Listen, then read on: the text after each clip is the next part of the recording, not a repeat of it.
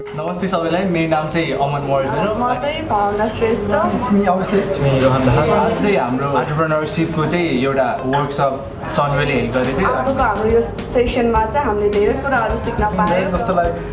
Risk taking business स्ट्राटेजीहरू कसरी develop गर्ने जस्ता विभिन्न आइडियाहरू गेन गऱ्यौँ। त्यसमा चाहिँ हामीलाई एन्टरप्रेन्योर के हो अनि एन्टरप्रेन्योरशिप चाहिँ कसरी हुन्छ भनेर हामीलाई सरले बुझाउनु भयो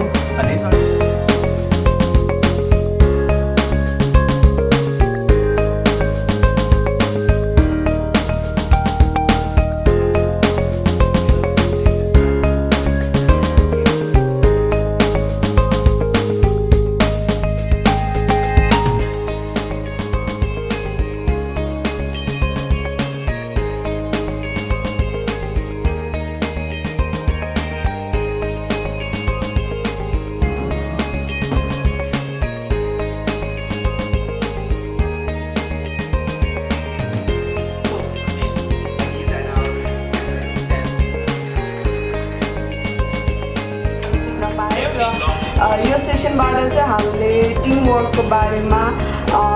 हार्डवर्कभन्दा स्मार्ट वर्कको बारेमा र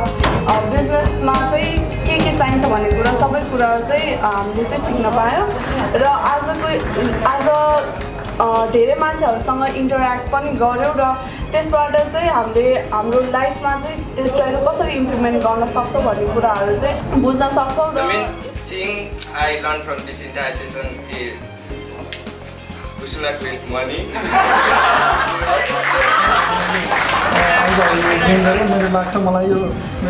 बिसिएस करियरको लागि एउटा राम्रो किक स्टार्ट जस्तो लाग्छ। अनि यसबाट चाहिँ मैले चाहिँ धेरै कुरा सिकेँ धेरै नयाँ मान्छेहरूसँग भेट्न पाएँ अनि आइडियाहरू पनि धेरै कलेक्ट गरेँ होइन अनि त्यो चाहिँ लाइफमा पछि इम्प्लिमेन्ट गर्न सक्छ होला अनि त्यही थ्याङ्क यू।